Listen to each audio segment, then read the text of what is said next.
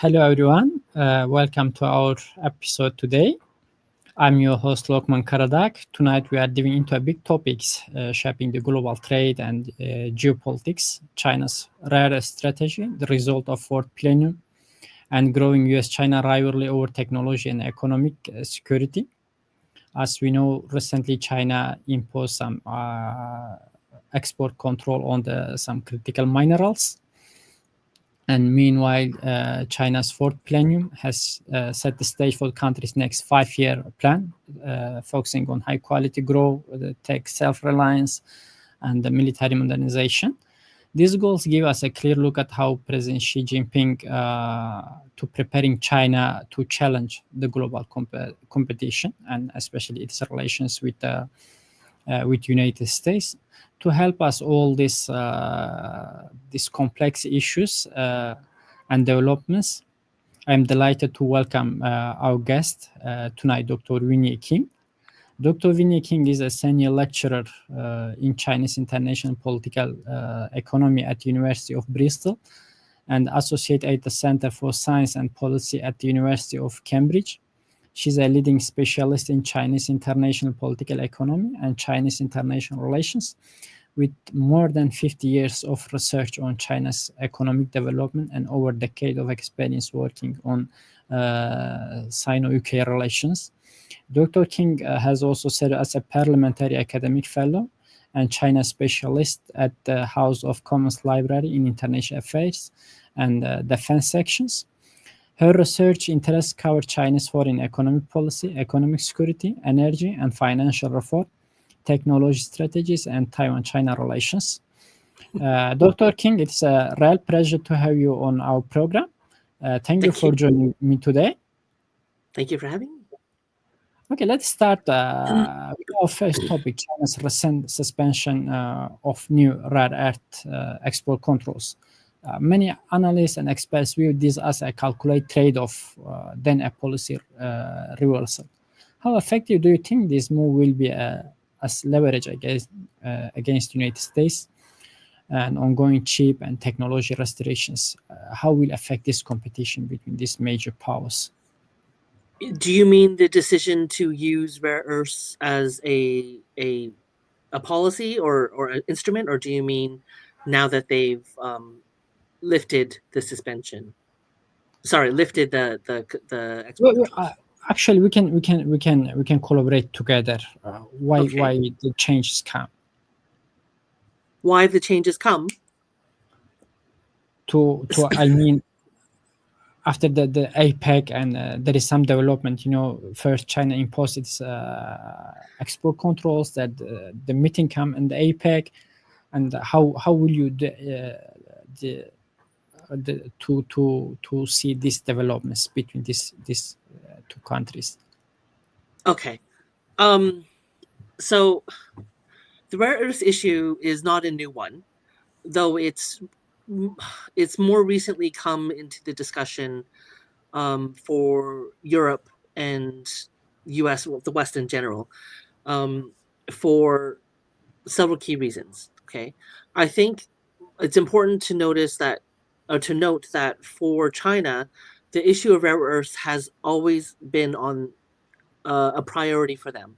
So from Deng Xiaoping in 1992, there's a quote that's been floating around about how the Middle East has oil and China has rare earths, right? So China does have one of the largest deposits in the world with regards to rare earths. But it has strategically also taken a very strategic role in terms of trying to secure its position in this rare earths and the critical mineral supply chain. It's done this very successfully, fundamentally because as the world's manufacturer, the things that it makes, whether it begins with, it began with textiles and stuff like that, but then it moved to, low-tech electrical goods, all the way up to what we see today, in terms of electric vehicles, electric vehicle batteries, and that kind of thing, right? The charging stations, is the fact that for any kind of electronic item, you need some form of mineral, critical mineral, rare earth, etc., in your manufacturing process, right? And the West typically has not been particularly keen in being involved in this because it's a very, very dirty industry. It's not just about having the finished good and putting it for your semiconductors or for your batteries, but also the mining and the refining and the processing, and all that kind of stuff, right? So I think it was probably in the by the late 1990s, the Chinese had already secured a dominant position within the supply chain dealing with critical minerals and rare earths because they were the dominant manufacturer for the world, I guess is the way to put it, right? So when it comes to what we're seeing today in terms of the idea of export controls on the rare earths, I think what it really does is it's been a very effective tool for the Chinese in terms of trying to get Trump and the Americans to, I don't want to say fall in line because they haven't fallen in line. The Americans don't fall in line. They have their own line. It's more of the idea that making them keenly aware that China needs to be taken seriously and will not be bullied around. It's a dramatic shift away from what we saw under Trump 1.0 during his first term, when the trade wars initially began, 2018. And a lot of what Trump would be doing, the Chinese would respond, but they tended to respond in a much more tentative way, in not a tit for tat. Much more because it was not anything they'd really gone through significantly in the past. But what we see now under Trump 2.0 is a China that's much more confident, a China that's much more self-assured in terms of what it is that it wants to do and how it wants to achieve it. Right. So in terms of the effectiveness of the export control of the rare earth minerals, it's been very effective with regards to the United States. Okay. And there's several reasons for this. When you're talking about the effectiveness of export controls, the key, it depends, how effective they are depends on multiple issues. Ultimately, the position of the targeted economy or your adversary that you're targeting with regards to these controls, right? And how much leverage you have over this economy is ultimately dependent upon how much buy-in they have with regards to the issue that you're talking about. So China had decided to impose export controls on Labubu's dolls. The leverage would not have been significant, not least because the Americans could buy it from somewhere else, right? Vinny, from here, just I want to make a small point. Yeah. Why China wait until this time? When we compare the Trump 1.0 and Trump's 2.0, in the first tariff place you mentioned in 2018 started, that time I think the tariffs rate was between 15 and something like that. Now we are in 2.0, the Trump, we are talking about 60%, and even sometimes he mentioned 200%. This is because of the US tariff imposition is increased. China usually it's rare earth, or China has more self-confidence now. I think it's a combination of factors. And the first is the fact that, I think it was immediately following the rare earth controls that Trump said that he would impose tariffs up to 500% on China, right? Which is extreme, to say the least. Okay, but it was not the first time, like you said. There had been declarations by Trump that 100% tariffs would be imposed when Liberation Day came, April 8th, I believe.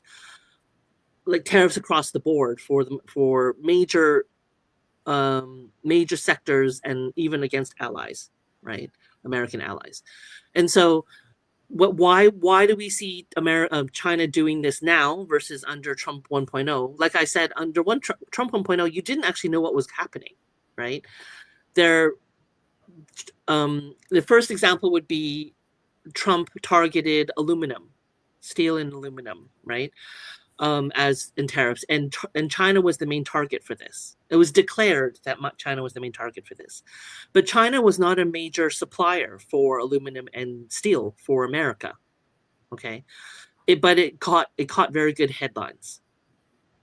And so what you're trying to see is you have a leadership under Trump 1.0 that was fundamentally different in terms of how it was engaging with not just the economy, in the free trade economy, in multilateralism, but also in terms of how it was using economic instruments to try and garner advantages and use its leverage as the world's largest economy, right?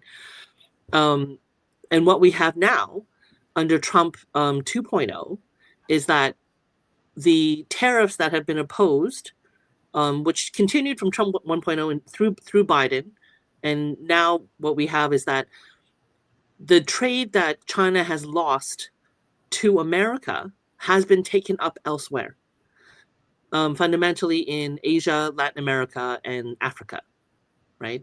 These economies are buying Chinese goods. And so China and so that's a major factor when it comes to leverage and when it comes to your ability to ensure the efficacy of your export control. And that is, its success is also dependent upon the resilience of your economy, or the lack of resilience in the targeted economy. Okay, so in the case of China and why it's happening now, the system itself is, this economic composition is much stronger. It's far more diverse in terms of its trade partners. It's far more advanced in terms of its own supply chains, and its ability. So a lot of the tariffs and a lot of the policies that were adopted under Trump 1.0 as well as Biden, particularly with regards to Huawei, created a situation where the China just basically started to innovate domestically at such a fast pace that what you saw before COVID and what you saw a couple years after COVID was a fundamentally different type of China when it came to technology, right? And the fact that, we're seeing that take place when it comes to rare earths.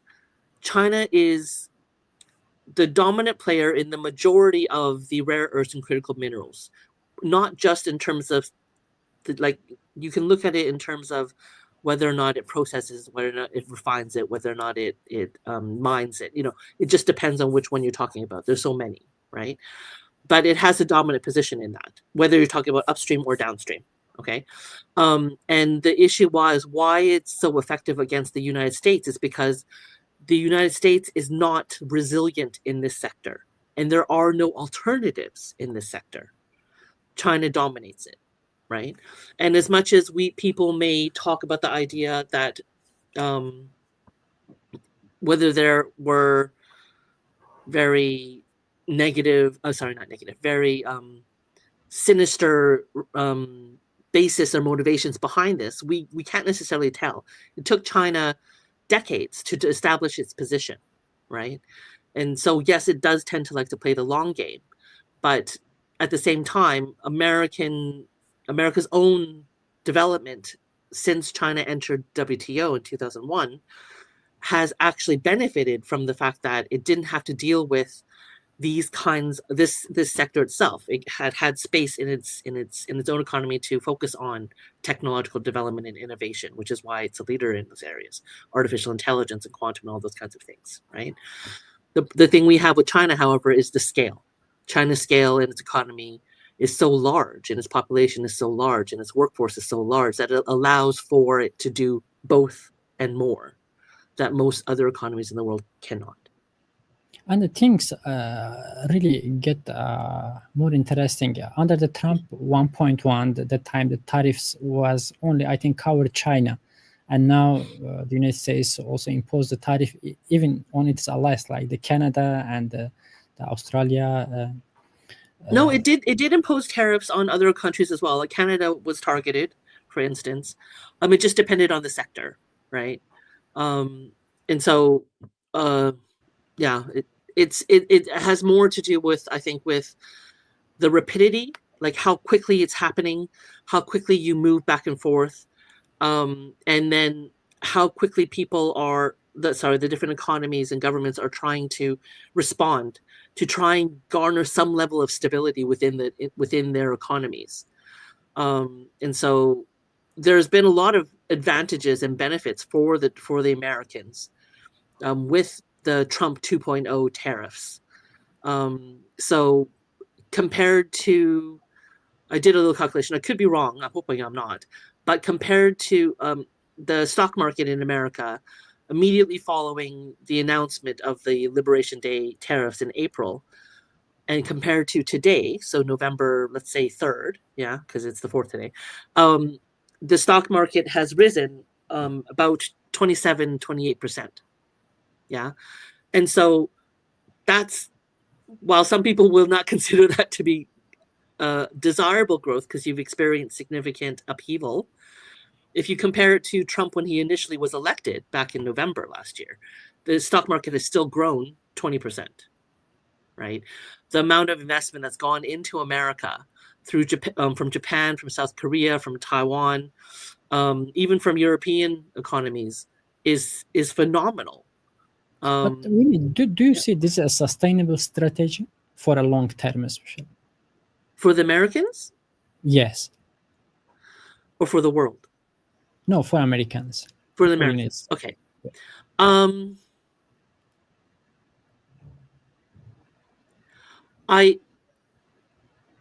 In terms of benefits, I think, I don't think it's the way, it cannot continue like this, right? Because eventually all economies will run out of money. And companies, what you need is, you need a more balanced approach. You need the Americans themselves to invest as well, right? And so I think the problem that a lot of people have when it comes to trying to predict geopolitical contexts or shocks, even economic shocks, is that we expect, when we see something, we expect, well, will this continue forever? We know it won't, right? In order for an economy to grow consistently, which has always been the order of the day for the neoliberal system, you need to have continuous change, continuous innovation. You need to, that's why you have, industry 4.0, industry 5.0, 5G, 6G, 7G, internet. You're always innovating, you're always developing, you're always changing. And so the way that things are happening with Trump right now, and under Trump right now, I don't think that's going to be able to sustain the economy. But I don't think that's what they're planning to do for the economy. I don't think that's the singular approach that they're going to take. And on one hand, China's export control, and on other hand, the United States tariffs imposition.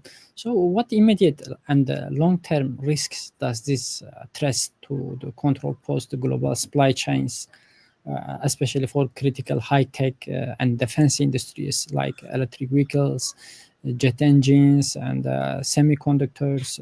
How will it affect to the global supply chains? Okay. So I think there's 3 key things that will happen. Okay. The first is the fact that unless geopolitics continues to be the order of the day and continues to intervene and introduce barriers, the Chinese will have a bigger market share in major tech sectors. EVs, for instance, right? Advanced semiconductors, we could talk about how obviously the Americans are more advanced. Even the Taiwanese are more advanced than the Chinese in the area of advanced semiconductors. But if we give them maybe 7 years, there is a high chance that they will be definite challengers to that. Okay. Now, the issue becomes a matter of, if there's a global recession, or if there's a recession in major world economies, that means they can't buy as much. But China's economy, its domestic economy, is in itself large enough to sustain itself, right? 1.4 billion people, consumers. Okay.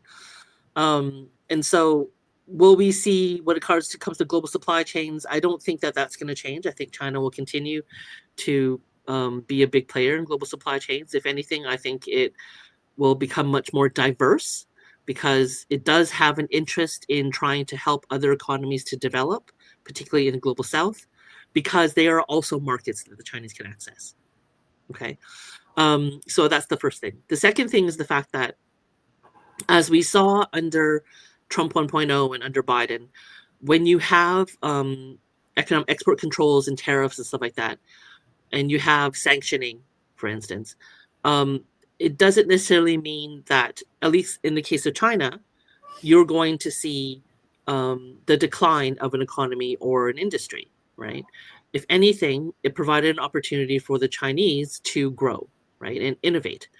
And so when it comes to the area of critical minerals or rare earths, for instance, the Chinese are very much aware of the fact that they are finite resources, okay? And so what you have is you have major battery corporations like CATL, which has created and it's led to innovation, right? So it's created its own sodium-ion battery, which it aims to have full-scale vertical integration manufacturing and production starting next year.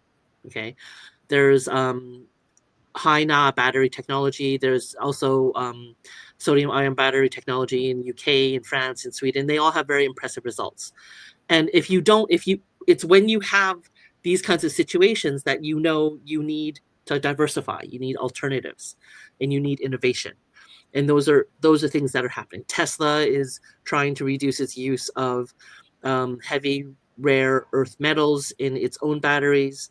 And its lithium iron phosphate batteries do not use any cobalt or nickel, right?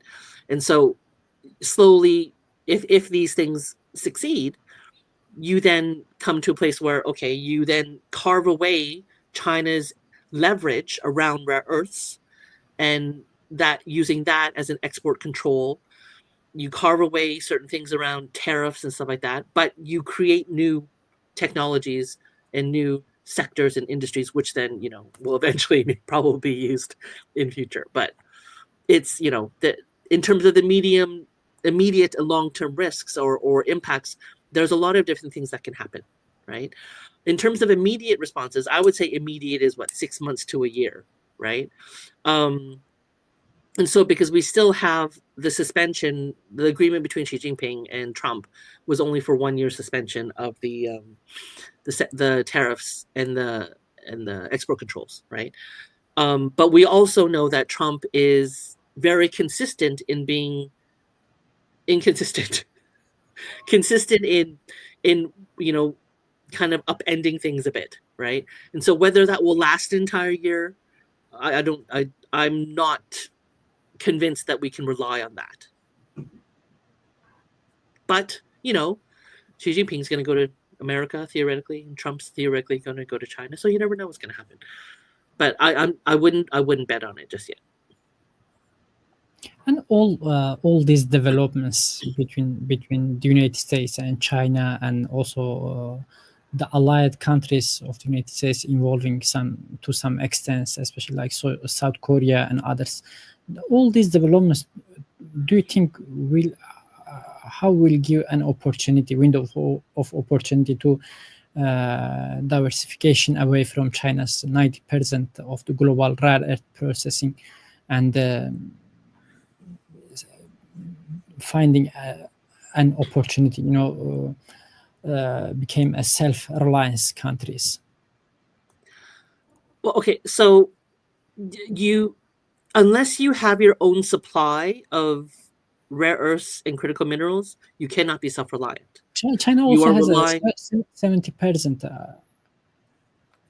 rare earths. Yes, yeah. But what I'm talking was, you mentioned like South Korea or Japan or America, right? Is that they don't have their own supply of rare earths and critical minerals to be able to sustain themselves and their economy for what it is they want to do for technology. And so they will have to build their own networks and relationships and contracts, right, in order to gain access to these. It's just like Trump's agreement with Ukraine, right? And so you, by definition, are not self-reliant. You're not independent, right? Because contracts can be broken, they can come under risk. Wars can happen in a country, which will then put your access to those minerals at risk. Okay. And added to this is the fact that and it's similar to what the U.S. has been doing with regards to a semiconductor industry, is that you can invest a lot of money into a certain sector, right? And you can have the fab in Arizona, right? The TSMC fab in Arizona. But the problem is that even if you decide, if you were able to sign a contract and get access to the minerals and send, and have the agreement, you still need the expertise, the know-how, the skill set. You need your people that you can rely upon, which are typically your own citizens, to go to that place and mine and refine and process, etc., those rare earths and critical minerals, right? And they don't have that, right? So when you look at the semiconductor industry in America, even though TSMC is there, the key problem that TSMC has is the fact that there is an insufficient number of Americans skilled with the skill set to be able to work in the fab, to have an American-made semiconductor industry. That takes a generation. Yeah, China's success in positioning itself around rare earths and the critical mineral sector has been decades in the making. It's a long-term policy. You're skilling people up. You're skilling up generations of people. You're building the infrastructure. You're establishing the diplomatic ties and contracts and relationships. And it's a significant, significant financial commitment. These economies are not financially liquid, right? They have very, very high debt levels. And so if you're going to be doing all this kind of stuff, it takes time and it takes money and it takes commitment. Even for United States, some reports suggest that it will take maybe 10 years or more than 10 years. More than 10 years. More than 10 years. And you need to find Americans who are willing to do the job. They also need the talent, huh? Yes. To work in that. Yeah, and, so it's not a small ask. Yes. Need to the labor and the developments in technology and everything. Yeah. And Winnie, most recently we have China's Central Committee's fourth plenum in late October 2027. Also, fourth plenum emphasized on high quality development and technological self-reliance. What kind of lessons we can take from the fourth plenum regarding these issues? If you mean like what kind of takeaways do we have with regards to what China's going to be doing and prioritizing? Yes. Okay. What we're seeing is a bit of a shift in terms of how China's economy will be prioritizing.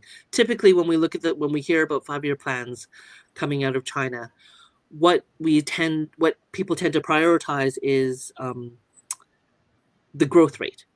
Right? You want to reach a nominal economic growth rate as your priority, because that means your economy is growing, and that's why we always talk about China and its double-digit growth, etc. Right? The key thing that the Chinese under Hu Jintao was very particularly interested in and concerned about is the idea of overheating the economy. Okay, and the key thing that we're talking about today is how China is going to balance its economy. Given that in the 14th 5-year plan, starting from the 12th 5-year plan, they talked about green tech and climate change and stuff like that, right? The 14th 5-year plan was very much about kind of industry 4.0 kind of ideas, robotics, artificial intelligence, and obviously folding in Made in China 2025, right? The 15th 5-year plan is very much talking about tech, and I personally think it does feed into what it's experienced under the tariffs and the volatility of the economy, the world economy since Trump 1.0 onwards, is that the main driver of the economy is about a shift to use technology, a shift towards technology, rather than having a targeted nominal economic growth rate. Okay, so it talks about industries like aviation, automobiles, energy storage, space, tourism, right? And ultimately trying to integrate China's economic technological development to create it more a self-reliant and self-sufficient kind of technological powerhouse.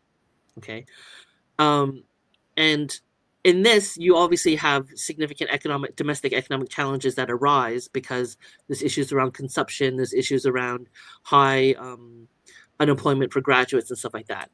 And so the Chinese have been adopting and shifting their education policy and shifting their approach to issues of consumption and property, which is a major issue that the Chinese have been facing for almost a decade, right? Ooh, that long? Maybe 6 years, 7 years.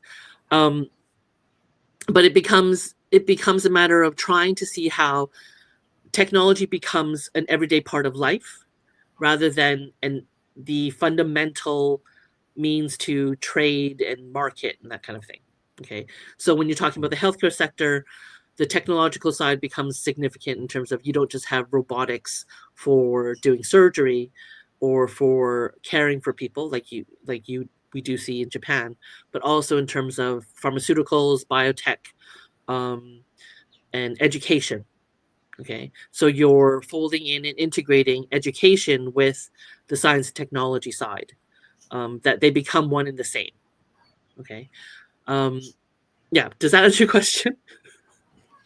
Yes, just I'm going to ask about another things related to Plenium. The Plenium's communique stressed that substantial improvements in scientific self-reliance through the massive R&D investments and in the face of the U.S. decoupling efforts. So how do you see this strategic push expected to accelerate China's new quality productive forces in critical sectors, especially in the semiconductors and AI by end of the decade? Okay, so I think it's important for your viewers to know what new quality productive forces are. Okay, from China's perspective. And from China's perspective, it emphasizes the role of innovation-led economic growth, driven by, and in this case, it's driven by high-tech innovation and advancements as a priority over traditional models of development and economic growth, which tend to rely on capital and labor itself. So you're talking about things like robotics. Okay. And it shifts it suggests a shift away from a traditional model of growth, which talks about, okay, well, let's have large scale investment in infrastructure and labor, towards something that's much more efficient, right? And the idea of high quality, high tech becomes important in terms of how China can secure its own economy, around issues of sovereignty, issues of nationalism, issues of self-sufficiency become really important because of what's been happening for almost a decade around the trade wars and the instabilities around the global economic multilateral system, right?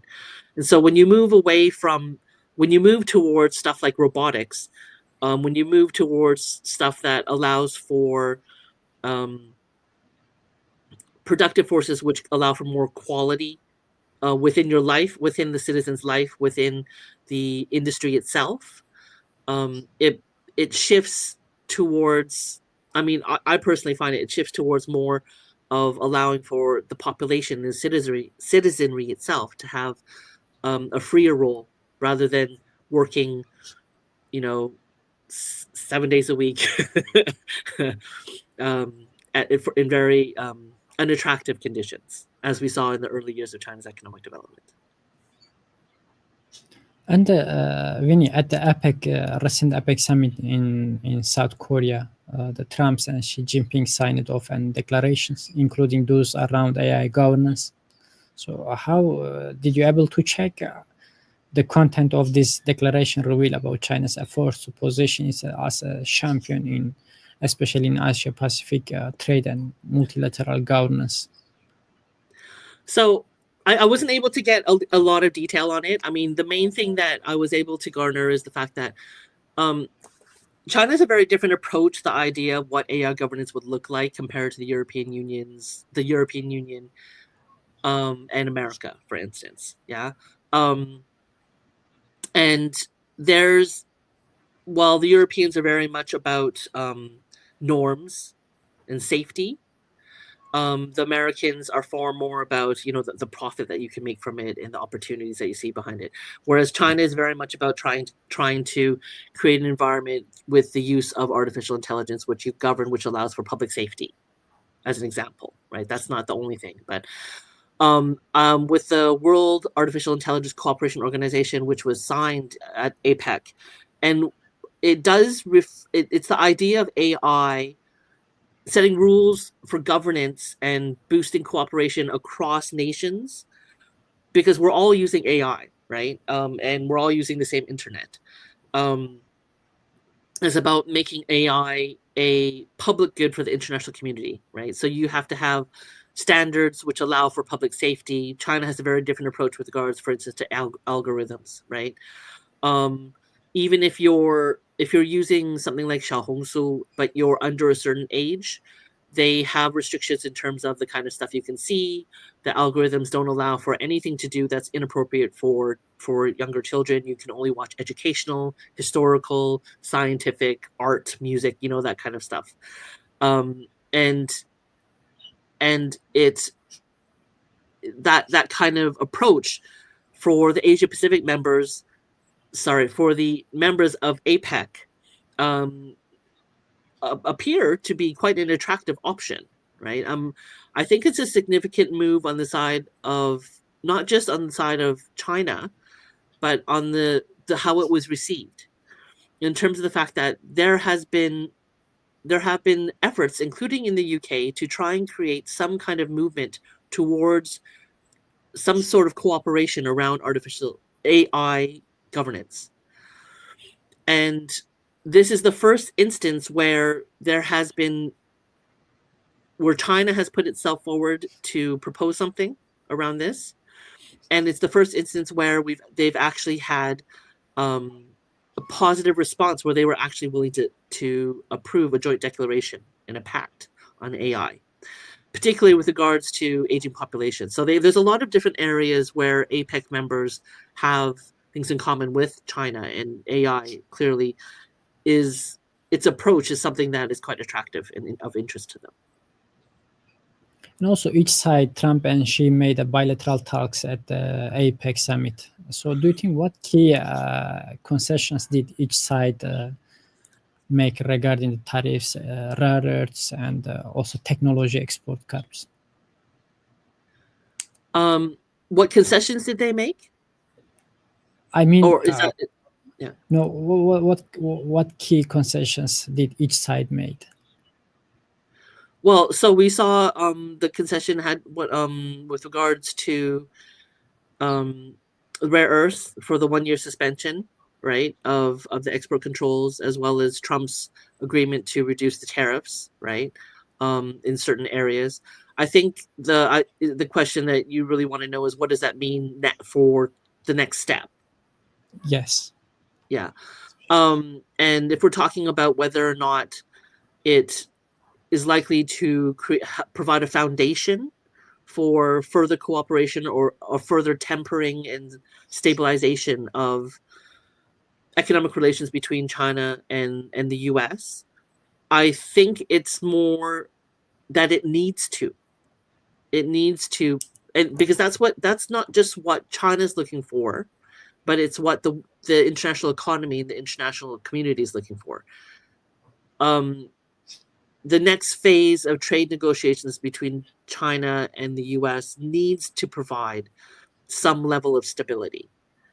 That being said, as I said earlier, the situation is not resolved, right? I mean, Trump can say, well, something else has come up and we don't like it, and we're going to pull back, right? Or we're going to resume something that we had originally said we're not going because we don't actually know the conditionalities.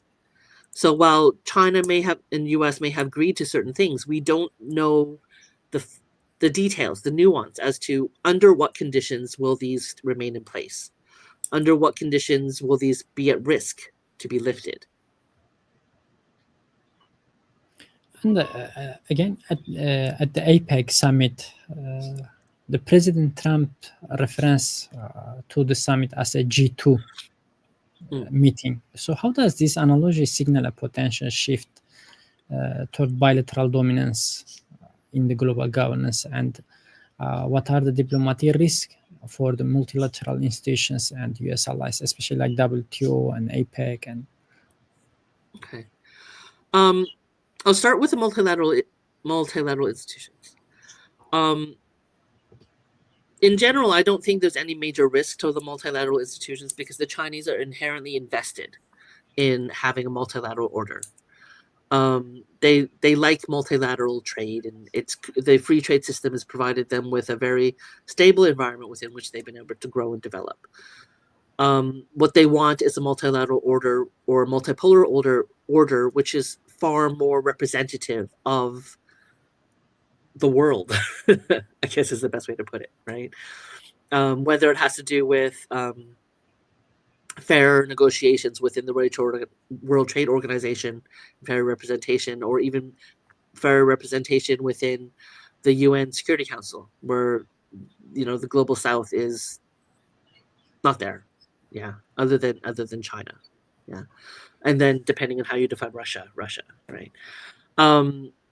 The idea of a G2 meeting, the G2 label, is I think there's a strategic rationale behind why Trump is doing that. Okay, why is using that phrase?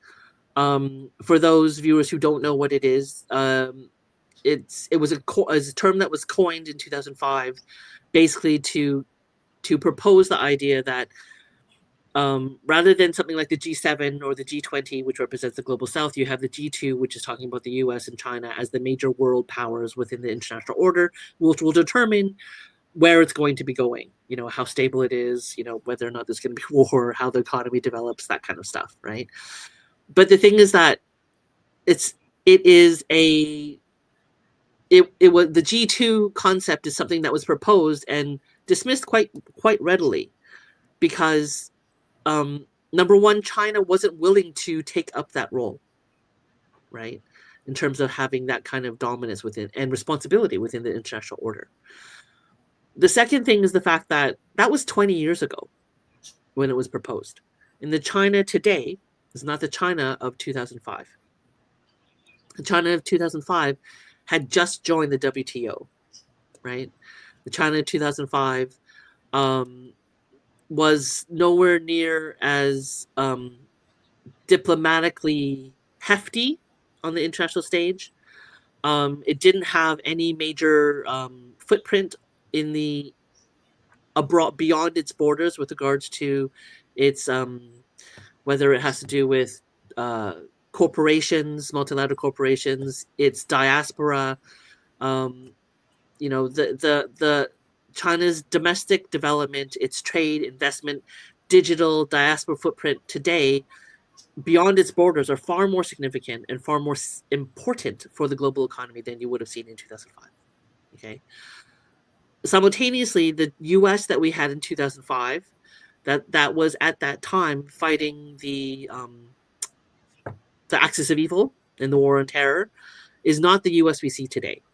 Right? The U.S. we see today is far more divided.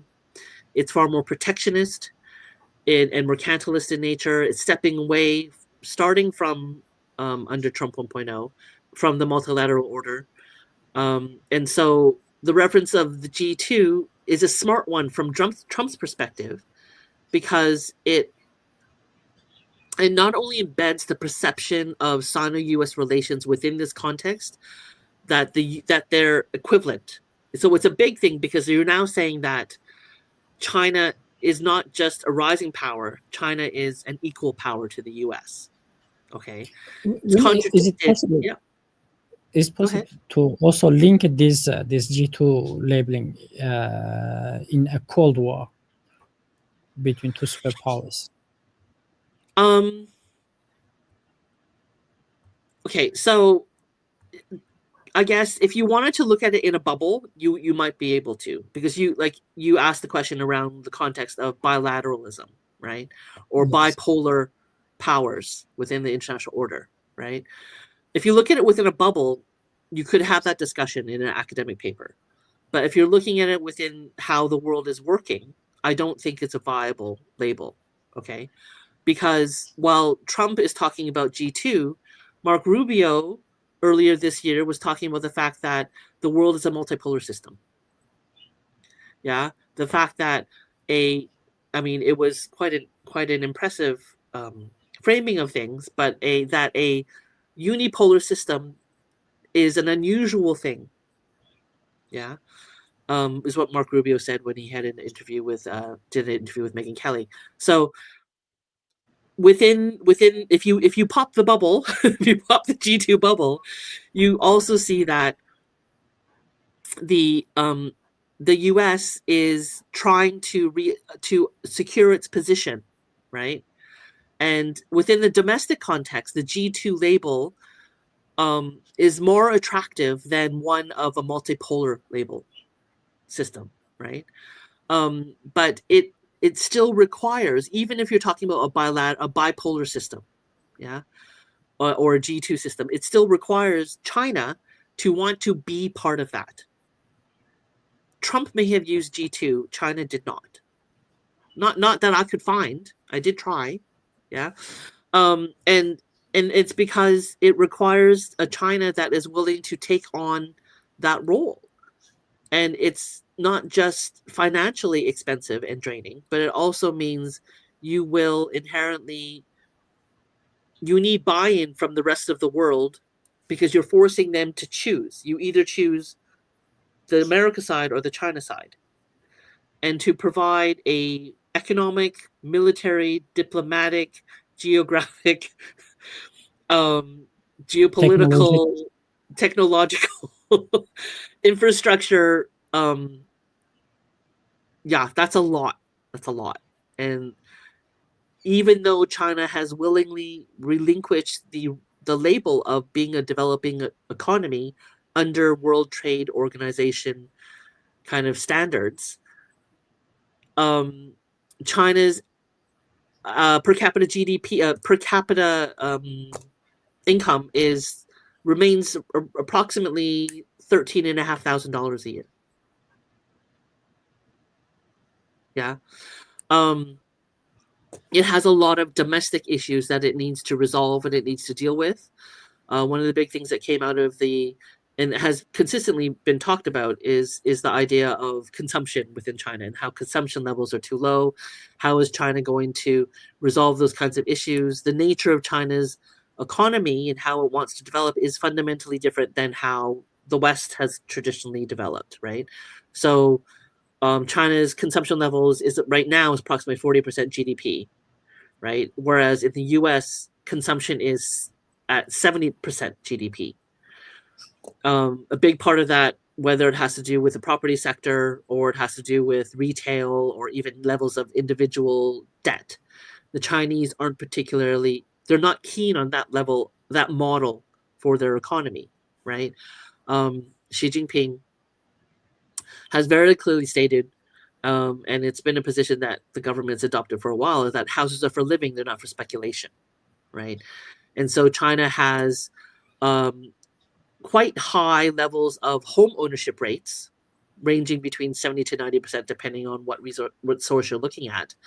But if you have that, then the issue of property becomes a fundamentally different kind of role within your economy, and but within Western economies, it's such a large part of the consumption side of your economy that it's something completely different, right? And so how China would take on a G2 role and responsibility for the international order, I see is unlikely. because it has its own domestic context to resolve and to deal with first.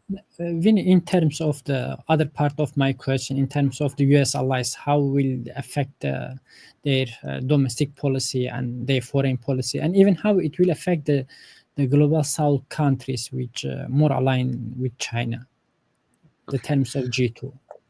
Yeah.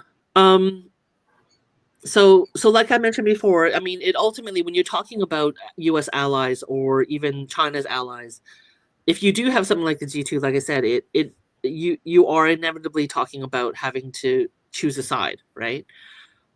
In particularly over the last maybe 7 years, we've seen a growing movement within the global South towards a bit of a revival or renaissance around the idea of the non-alignment movement, right?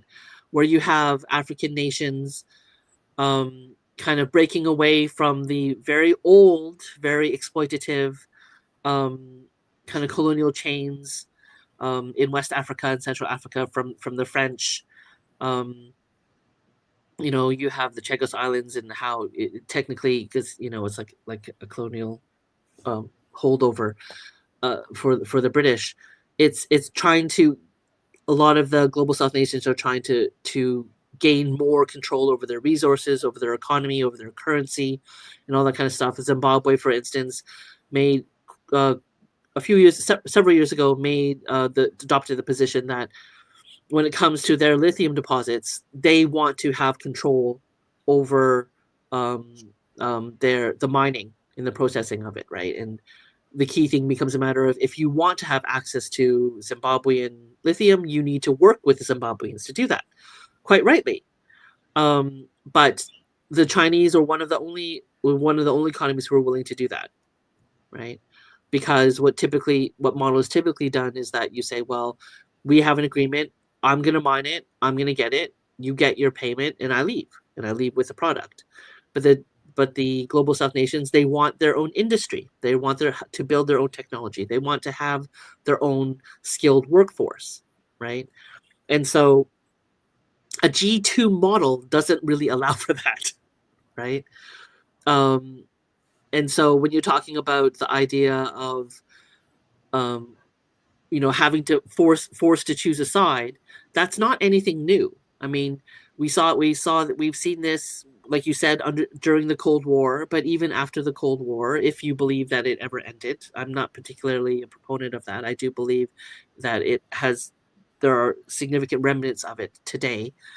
With the Obama's Asia pivot, the Asian economies were increasingly encouraged to say, well, whose side are you on, right? The Indo-Pacific tilt, or Indo-Pacific strategy, that is, as it's called in America, you were increasingly encouraged to say, choose a side. TPP, or now the CPTPP, it was all about containment of China, isolation of China. And if you were part of that, then you're not part of the other camp. Okay, so when you're talking about Obama, Trump, Biden, it's always been the case that you're being forced to choose a side. Yeah, and so I think the G2 is, in terms of a Cold War structure, is valuable. It does have its value in terms of highlighting that the main players that you're seeing negotiate and kind of dance around on the international order are China and the US, which are both major military powers, but one is communist and one's a liberal democracy, right? And so then the system itself, in terms of the norms and values and the priorities, become inherently changed. And that's, I think, where people draw the similarities and the parallels with the Cold War. But I don't, you need to have China want to be part of that, and it's never demonstrated that interest. Vinny, in the fourth plenum, there is some important point, especially emphasized on the military modernization and rare earths control, and turning China's control over critical resources and technology into a deliberate instrument to manage the geopolitical risks, such as Taiwan scenarios or escalating US technology battles. How will affect these subjects will affect each other? So the national security shield is basically an approach that the Chinese adopted with regards to their overarching comprehensive national security strategy. Okay. I think it was proposed in 2015, I believe. Might have been 2005. I remember there's a 5 in there. But it's so what I'm trying to say is but it's not a new thing. Okay. China, in terms of its own priorities for its economy and for its foreign policy, have been rooted within historical experiences of imperialism and colonialism, where access, maintaining, it was unable to maintain any kind of control over its resources, water, food, spices, even its borders and its soil, agriculture, right? And so after what they call the 100 years of humiliation, the 100 years of colonialism and imperial and 9/11 imperial powers occupying different parts of China, what you see is a Chinese government, all from beginning with Mao all the way till today, which has prioritized national security, and nationalism and national sovereignty as the key objective for how it's going to govern, how it's going to engage in the international order. So the 15th five-year plan and the plan in emphasizing modern military modernization is not a new thing, but it's taking it to the next level in terms of the fact that we saw with the military parade earlier this year, the very, very innovative and very, very cutting edge technology that the Chinese have been developing, as whether it's defensive or whether it's offensive, we're not going to get into that. But I think it's important to understand that this national security shield is not just about hard security issues like hardware, military hardware, right? It has to do with the Chinese version of the GPS, Beidou, yeah, the satellite array, going into space to try and find critical minerals, the thorium energy reactors that they're trying to develop as an alternative means for fuel. It's for energy, right? All of these things are there to secure China both in traditional security but also non-traditional security areas. So if you look at the comprehensive national security strategy, it doesn't just talk about guns and weapons and stuff like that. It talks about water, it talks about education, it talks about cyber, it talks about AI, it talks about food, like infrastructure, technology, finance, currency. It talks about everything. Everything you possibly think of is all included within that, right? And so the idea of rare earths and critical technology being used as key factors within managing geopolitical risks, they are part of the modern era in a industry 4.0 economy. You must have a secure position that is, in times of strife and warfare, self-sufficient, but also stable. So it's one of the reasons why you have the Belt and Road Initiative. It's not just about initially starting with maritime, but also overland, right? Maritime was problematic because then you have all the problems around the Malacca Straits, and then you had all the problems going on with regards to Suez Canal. So you had to go around the Cape of Good Hope, and then you have the overland, but then you have the Ukrainian war, right? So that's one of the reasons why when it came to the Belt and Road Initiative, now China is building or establishing their aviation sector to build an aviation belt and road. So COMAC being the first major aviation corporation to build a native Chinese airplane, right? and then you have the low aviation sector like drones and stuff like that for delivery, right? Or even for in times of national crisis, for helping to save people who are caught in floods and stuff like that. There's a lot of different scenarios within which this would work, right? You brought up the issue of Taiwan. That definitely would have a central role to play, mainly because for the Chinese, Taiwan is seen as a domestic issue. So the national security shield should extend to Taiwan, whether it has to do with securing it, again, from their perspective, or to help manage what the Chinese have indicated as a restarting of socioeconomic exchanges and ties. And so most recently the Chinese embassy in the US tweeted some very, very interesting pictures of satellite array photographs of Taiwan, whether In it's high resolution. yeah, very, very high. I mean, if it wasn't a little bit concerning, if you were Taiwanese, the images were very impressive. Yeah, but it's always on their mind. It's never ever not something under consideration.